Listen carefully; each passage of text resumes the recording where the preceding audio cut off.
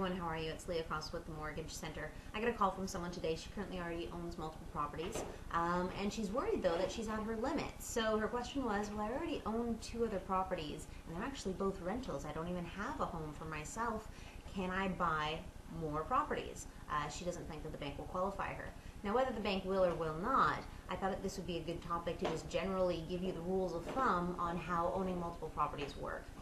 If you hear weird noises in the background, it's just my dog chewing on a bone.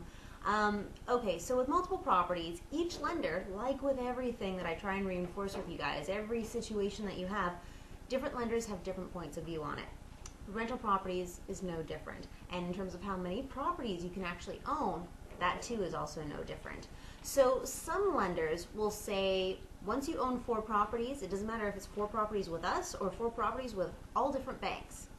We will not give you another mortgage if you already have 4 mortgages in your name, or even just 4 properties in your name. But 4 mortgages is really what concerns them. And the reason for that is they just simply say that now you're a higher risk because the more properties that you have, obviously you're not living in all of them.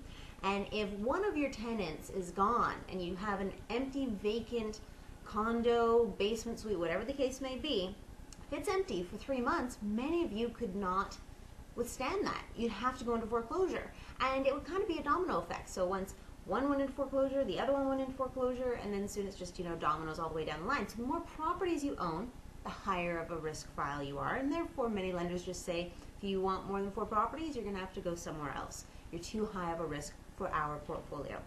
Now, not all lenders take this point of view.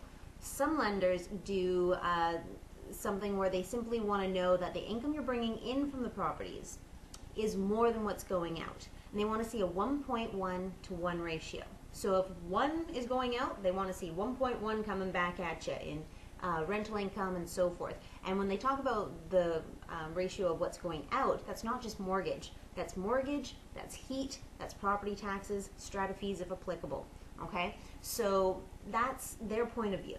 So it's hard to prove that on paper though unless you're declaring all of your rents.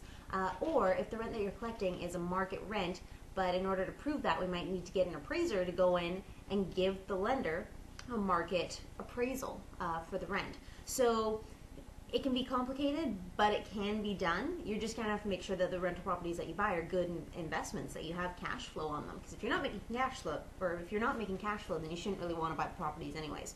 But that's how that works, okay? So yes, the quick answer is you can buy more than 1 property or even more than 4 properties. Trouble is now you're getting into limited lenders that will even look at your file and just a more complicated process, but it can be done. Of course, that's just for regular conventional lenders. What about private lenders?